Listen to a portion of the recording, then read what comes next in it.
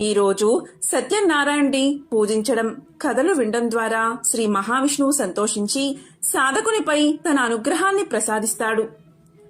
మరి ఎంతో విశేషమైన పవిత్రమైన ఈ రోజు సత్యనారాయణ స్వామి యొక్క వ్రత కథలను ఇప్పుడు ఈ వీడియోలో తెలుసుకుందాం. ఒకసారి సౌనకాది మహామునులు నైమిసారణ్యానికి వెళ్లి అక్కడున్న సూత మహాముని దర్శించారు. వారు ఆయనతో, ఓ స్వామి, సకల ఐశ్వర్యాలు, పుత్ర పౌత్రాభివృద్ధి, మోక్షము కలిగించే వ్రతం ఏదైనా తెలపండి అన్నారు. దానికి సూతులు ఇలా సమాధానం చెప్పారు. ఓ సౌనకాది మహామునులారా, పూర్వం ఇదే ప్రశ్న నారదుల వారు విష్ణుమూర్తిని అడిగారు. ఆ విశేషాలు నేను మీకు తెలియచేస్తాను, శ్రద్ధగా వినండి అంటూ సూత మహర్షి ఇలా చెప్పడం మొదలుపెట్టారు. పూర్వం యోగీశ్వరుడైన నారద మహాముని లోకక్షేమం గురించి సకల లోకాలు తిరిగాడు. అన్ని చోట్ల అందరూ ఆనందంగానే ఉన్నారు.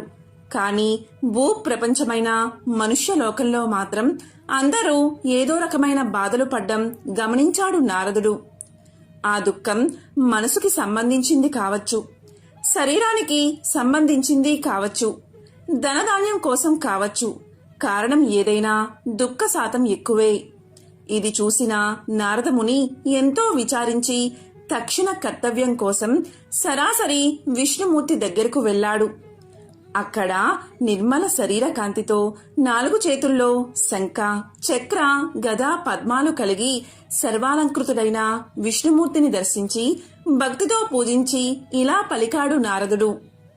వాసుదేవా, నీవు అపరిమితమైన శక్తి కలవాడివి, సర్వలోకాలకు మేలు చేయగలవాడివి, భక్తుల కోర్కెలు తీర్చగలవాడివి అని నారదుడు పలకగా విష్ణుమూర్తి ఇలా అన్నాడు. భక్త, ఏమి నీ కోరిక అని. దానికి నారద మహాముని ఇలా పలికాడు. ఓ భగవంతుడా, మానవలోకంలో ప్రతి ఒక్కరూ ఏదో విధంగా బాధపడుతూనే ఉన్నారు. ఒక్కరు కూడా సంతోషంగా నాకు కనిపించలేదు. వాళ్ల కష్టాలు తీరే మార్గమే లేదా? నువ్వు తలుచుకుంటే వారికి తరుణోపాయం చూపించలేవా? నా మీద నీకు ఏమాత్రం దయ ఉన్నా వాళ్ల మీదకి ఆ కృపారసాన్ని విస్తరించు అన్నాడు నారదుడు. నారదముని యొక్క దయా గుణానికి సంతోషించి ఆ దేవదేవుడు ఇలా పలికాడు. ఓ నారదా, లోక శ్రేయస్సుకు నువ్వు మంచి చేయదలుచుకుంటే నేనెందుకు సాయపడను? మానవులు తలుచుకోవాలే కాని వారి కష్టం చిటికిలో తొలగిపోయే వ్రతం ఒకటి ఉంది. ఎంతో పుణ్యాన్ని కలిగించే మరియు కష్టాల్ని నివారించే వ్రతం ఒకటి ఉంది. దాని పేరే సత్యనారాయణ వ్రతం. దానిని యథావిధిగా ఆచరిస్తే ఇహలోకంలో సర్వసుఖాలు, పరలోకంలో మోక్షము రెండూ కలుగుతాయి అన్నాడు విష్ణు భగవానుడు. అప్పుడు నారదుడు ఇలా అడిగాడు. ఓ స్వామి, ఆ వ్రతఫలం ఎలాంటిది? దాని విధానమేమిటి? ఇంతకుముందు దీన్నెవరైనా ఆచరించారా? దీనిని ఎప్పుడు ఆచరించాలి? ఇవన్నీ సవివరంగా చెప్పండి అన్నాడు నారదుడు. అప్పుడు శ్రీహరి ఇలా పలికాడు. ఈ వ్రతాన్ని ఆషాఢంలో కాని, కార్తీక మాసంలో కాని, మాఘ మాసంలో కాని, వైశాఖ మాసంలో కాని, లేదా ప్రతి నెలలో ఏకాదశి రోజు కాని, లేదా పౌర్ణమి నాడు కాని, సూర్య సంక్రమణం రోజున కాని చేస్తే శ్రేష్టం. అలా అని ఈ రోజుల్లోనే చెయ్యాలని లేదు. ఏ రోజన్నా, ఏ నెలలో అన్నా, ఏ సంవత్సరంలో అయినా చేసుకోవచ్చు. నెలకి ఒకసారి చెయ్యవచ్చు, లేదా సంవత్సరానికి ఒకసారి చెయ్యవచ్చు. రాజులైతే యుద్ధం ప్రారంభించే ముందు, వర్తకులైతే వ్యాపారం మొదలుపెట్టే ముందు, లేదా ఏదైనా పని ప్రారంభించే ముందు, లేదా ఆపద కలిగినప్పుడల్లా, లేదా డబ్బు సమస్య ఎదురైనప్పుడైనా, ఎప్పుడైనా చెయ్యవచ్చు. పొద్దున్నే లేచి కాలకృత్యాలు తీర్చుకుని ఈ విధంగా సంకల్పం చెప్పుకోవాలి. దేవతలందరికీ ప్రభువైన ఓ భగవంతుడా, నీ ప్రీతి కొరకు నేను సత్యనారాయణ వ్రతం చెయ్యబోతున్నాను. ఓ లక్ష్మీపతి, నాపై ప్రసన్నుడువు కమ్ము. నీ ప్రీత్యర్థం సత్యనారాయణ వ్రతం చెయ్యగలను అని భక్తి శ్రద్ధలతో సాయంకాలం వరకు ఉపవాసముండి మరలా స్నానం చేసి ఈ వ్రతాన్ని మొదలుపెట్టాలి.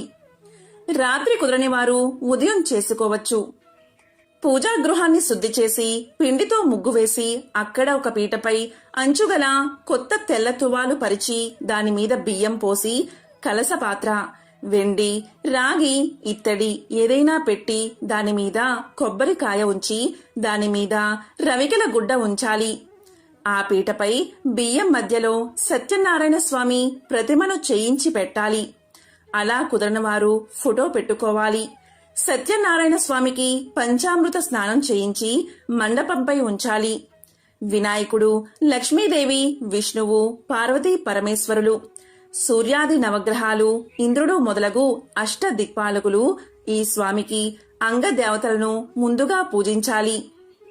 ముందు వరుణదేవుణ్ణి అంటే కలశాన్ని ప్రత్యేకంగా పూజించాలి. తరువాత గణేశుడు మొదలైన పంచలోక పాలకులను 5గురిని ప్రతిష్ఠించి నిర్మల మనస్సుతో పూజించాలి. దీనికి జాతి, మత, కుల విభేదాలు లేవు. ఏ వర్ణం వారైనా చెయ్యవచ్చు. స్త్రీలు కూడా చెయ్యవచ్చు. నారద, ఈ వ్రతం అన్ని రకాల సంపదలను ఇస్తుంది, దుఃఖాలను తొలగిస్తుంది, ధనం వృద్ధి చెందుతుంది, పుత్ర పౌత్రాభివృద్ధిని కలిగిస్తుంది, 1000 సకల సౌభాగ్యాలు కలుగుతాయి అన్నాడు విష్ణుమూర్తి.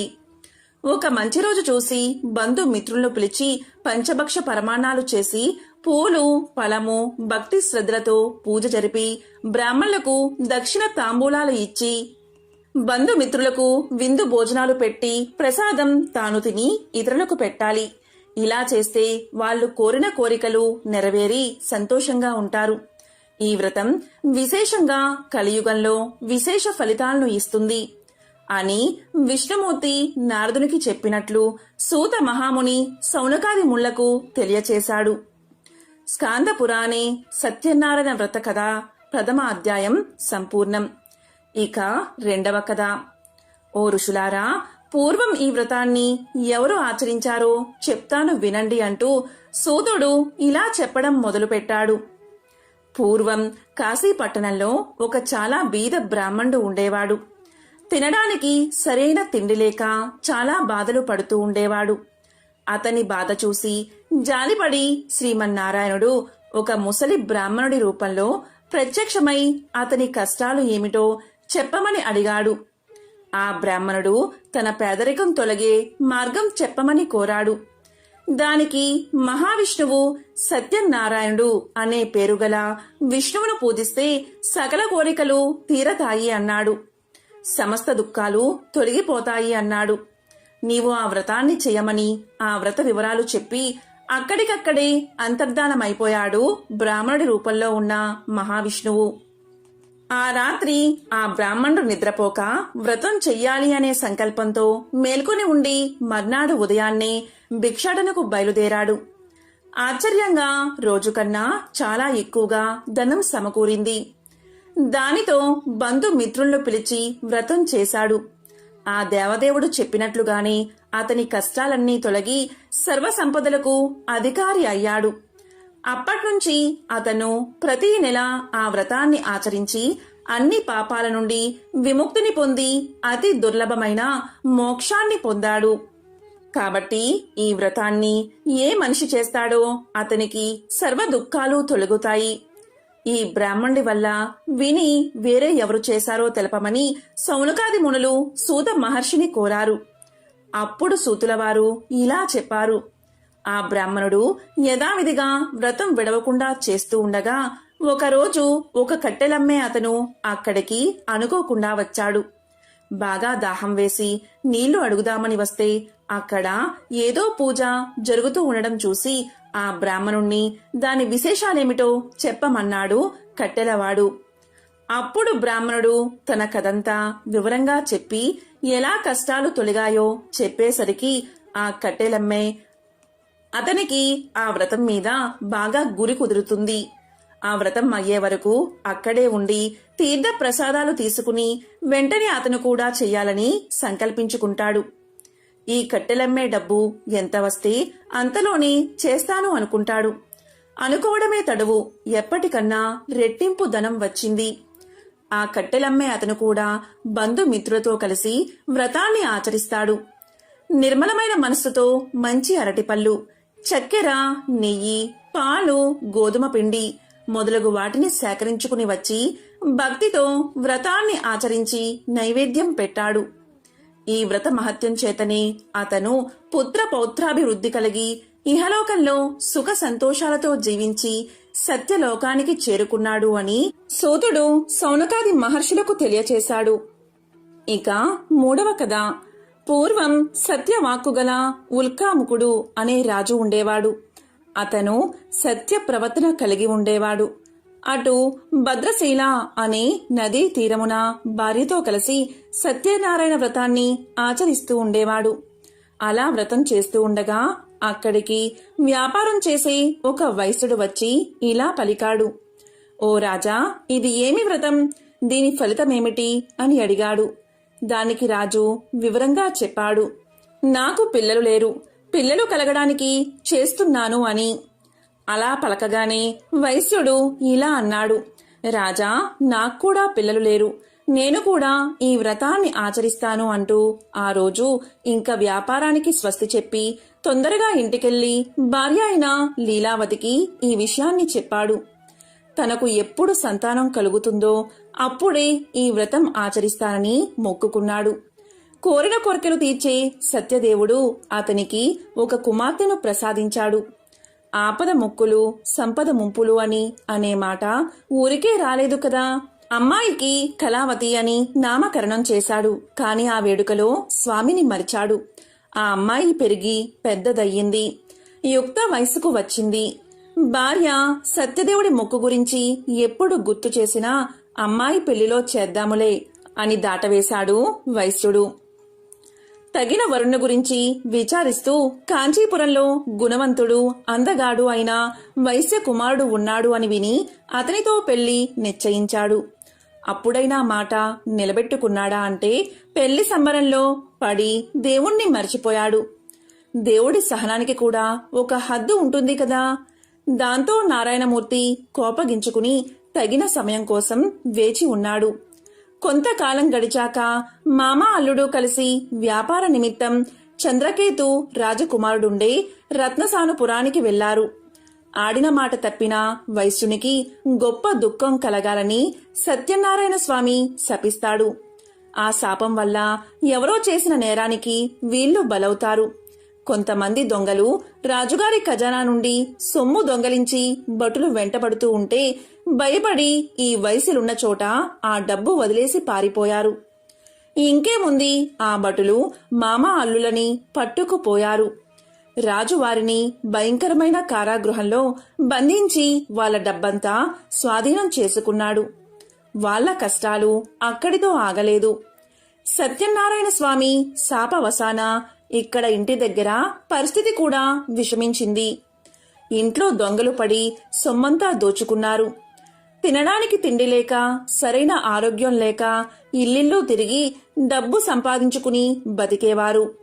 అలా తిరుగుతూ ఉండగా కళావతి ఒకరోజు ఒకరి ఇంట్లో సత్యనారాయణ వ్రతం చేస్తూ ఉండడం చూసి చివరి వరకు ఉండి తీర్థ ప్రసాదాలు తీసుకుని ఇంటికి వచ్చింది. ఆలస్యంగా ఇంటికి చేరిన తన కూతుర్ని ముందు విషయం వినకుండా నానా దుర్భాషలాడింది తల్లి. తర్వాత విషయం విని తన తప్పు తెలుసుకుంది. అంతేకాకుండా తాము మరిచిపోయిన సత్యదేవుని వ్రతం ఇప్పటికైనా చెయ్యాలని నిశ్చయించుకుని భర్త అల్లుడి రాక కోసం ఆగకుండా వెంటనే బంధుమిత్రులతో కలిసి ఆ వ్రతాన్ని నిష్ఠగా చేసి భక్తిగా దేవుణ్ణి వేడుకుంది. తన భర్తను, అల్లుణ్ణి క్షేమంగా ఇంటికి చేర్చమని కోరుకుంది. పశ్చాత్తాపానికి మించిన శిక్ష లేదని, లీలావతి పశ్చాత్తాపానికి భక్తి శ్రద్ధలకు కరిగిన సత్యదేవుడు వెంటనే తగిన చర్య తీసుకున్నాడు. సత్యదేవుడు చంద్రకేతు మహారాజు కలలో కనిపించి ఆ వైశ్యులు అమాయకులని, వాళ్ళని విడుదల చేసి వాళ్ళ డబ్బులు వాళ్ళకి ఇమ్మని, అలా చెయ్యని పక్షంలో అతనికి రాజ్య నష్టం, పుత్ర శోకం, ధన నష్టం కలుగుతుందని తెలియచేశాడు. సత్యదేవుడు కోరిన రీతిగానే ఆ రాజు మర్నాడు నిండు కొలువులో తన స్వప్న వృత్తాంతాన్ని చెప్పి ఆ వైశ్యులను చెర నుండి విడిపించాడు. ఆ వైశ్యులకు ఇంకా భయం లేదని, దైవవశము వలన ఈ దుఃఖం కలిగిందని చెప్పి వాళ్ళకి స్నానపానాదులు చేయించి మంచి బట్టలు ఇచ్చి వాళ్ళకి రెట్టింపు డబ్బు ఇచ్చి వెళ్ళిరమ్మని ఆశీర్వదించి పంపాడు మహారాజు. ఇక 4వ అధ్యాయం. రాజు వద్ద సెలవు తీసుకుని వైశ్యులు తమ ఊరికి తిరుగు ప్రయాణం చేస్తున్నారు. వాళ్ళని పరీక్షించడానికి సత్యనారాయణ స్వామి త్రిదండి సన్యాసి వేషధారి అయి వచ్చి మీ ఓడలో ఏమి ఉందని అడిగాడు. వైశ్యులు ఆ సన్యాసిని లెక్క చేయక పొగరుగా, ఓ దండి, ఏముంటే నీకెందుకు? దొంగలించడానికి వచ్చావా? ఆకులు అలములు తప్ప ఏవీ లేవు, పొమ్మని పరిహాసాలాడారు. తదాస్తు అని అంతర్ధానమయ్యాడు స్వామి. దండి వెళ్లిన తర్వాత వైశ్యుడు లేచి ఓడకేసి చూడగా అతను పలికినట్లే ఆకు అలములు తప్ప ఏమీ లేకపోవడంతో మూర్ఛపోయినంత పనై దుఃఖించసాగాడు. అల్లుడు వెంటనే ఇలా పలికాడు, మామా, ఇది ఆ త్రిదండి శాపమే. ఆయన చూస్తే సర్వశక్తి సంపన్నుడుగా ఉన్నాడు. ఎలాగైనా అతని వద్దకు పోయి వేడుకుందాం పదండి అన్నాడు. అలాగే మామ అల్లుడు త్రిదండిని వెతుకుతూ వెళ్లి ఆయన్ని చూసి వినయంగా ఆయన ముందు మోకరిల్లి తెలియక చేసిన అపరాధాన్ని మన్నించండి అని పదే పదే వేడుకున్నారు. అప్పుడు ఆ త్రిదండి ఇలా పలికాడు, బాధపడకు, నువ్వు నీ మాట ఉల్లంఘించావు, నా పూజకు విముఖుడు అయ్యావు, అందుకే నీకు మాటిమాటికి దుఃఖం కలుగుతుంది అన్నాడు. అప్పుడు జ్ఞానోదయమైన వైశ్యుడు వెంటనే దేవదేవుణ్ణి ఇలా కీర్తించాడు, ఓ నారాయణమూర్తి, బ్రహ్మాది సమస్త దేవతలే మాయామోహితులై ఒక్కోసారి నీ గొప్పతనాన్ని గుర్తించలేరు. మూడునైనా నేను ఎలా తెలుసుకోగలను? కావున ఆగ్రహించక ప్రసన్నుడువు కమ్ము. నా శక్తి కొలది నిన్ను ప్రార్థిస్తున్నాను. నాకు నా ధనాన్ని తిరిగి ప్రసాదించు స్వామి అన్న ప్రార్థనకు ప్రసన్నుడైన ఆ దేవదేవుడు వారి కోరిక నెరవేర్చాడు. మళ్లీ ధనంతో నిండిన ఓడతో తిరుగు ప్రయాణం కట్టారు ఆ వైశ్యులు. తమ ఊరు సమీపించగానే తాము వస్తున్న వార్త తమ కుటుంబ సభ్యులకు చెప్పమని భటుణ్ణి పంపాడు. అదే సమయంలో ఇక్కడ కళావతి, లీలావతి సత్యనారాయణ స్వామి పూజ చేస్తున్నారు. అది చివరలో ఉంది. ఆ సంతోష వార్త విన్న వెంటనే తల్లి పూజ ముగించి కళావతిని రమ్మని తాను ముందుగా వెళ్తుంది. భర్త క్షేమంగా వచ్చాడన్న సంతోషంతో కళావతి తీర్థ ప్రసాదాలు తీసుకోకుండానే ఒడ్డుకు పరిగెత్తుకు వచ్చింది. అది చూసి ఆగ్రహించిన సత్యనారాయణ స్వామి వైశ్యుడు ఓడ దిగగానే అల్లుడు ధనంతో ఉన్న ఓడ మునిగిపోయేలా చేశాడు. కళావతి భర్త కనబడకపోవడంతో ఎంతో దుఃఖించింది. ఆమె దురవస్థ చూసి తండ్రి, బంధువులు ఎంతో బాధపడ్డారు. అప్పుడు లీలావతి భర్తను చూసి, ఓ స్వామి, ఇదంతా ఆ భగవంతుడి మాయ, ఆ నారాయణ యొక్క మాయని తెలుసుకున్న శక్తులెవరు అని విలపించింది. అప్పుడు కళావతి తన భర్తతో సహా సహగమనం చేయడానికి పూనుకుంది. అప్పుడు ఆ వైశ్యుడు తన శక్తి కొలది సత్యదేవుణ్ణి పూజ చేస్తాను అని ఆ దేవుణ్ణి తలుచుకుని పదే పదే సాష్టాంగ నమస్కారం చేశాడు. అప్పుడు సత్యదేవుడు ఆ వైశ్యుని యొక్క భక్తి విధేయతలను చూసి ప్రసన్నుడై అశరీరవాణిగా ఇలా పలికాడు, సాధు, నీ కుమార్తె నా ప్రసాదాన్ని తినకుండా భర్తను చూడ్డానికి పరిగెత్తుకు వచ్చింది. అందుకే ఇలా జరిగింది. ఇప్పుడు ఇంటికి పోయి ప్రసాదం తినివస్తే అంతా సవ్యంగా జరుగుతుంది అన్నాడు. కళావతి అలాగే చేసింది. అప్పుడు ఆమె భర్త నవ్వుతూ ఒడ్డుకి చేరాడు. అక్కడికక్కడే అప్పటికప్పుడే ఆ వైశ్యుడు సత్యదేవుని పూజ చేసి ఆ తరువాతే ఇంటికి వెళ్లాడు. అప్పట్నుంచి ప్రతి పౌర్ణమికి, సంక్రాంతికి ఈ వ్రతాన్ని ఆచరించి ఇహపర సుఖాలను పొందారు అని సూతుడు సౌనకాది మహాముళ్లకు తెలియచేశాడు. ఇక 5వ అధ్యాయము. 5వ కథ. పూర్వకాలంలో తుంగధ్వజుడు అనే రాజు ఉండేవాడు. అతను ప్రజలను కన్న బిడ్డల్లా చూసుకునేవాడు. ఒకసారి తుంగధ్వజుడు వేటకు వెళ్లి బాగా అలసిపోయి ఒక చెట్టు కింద సేద తీరుతున్నాడు.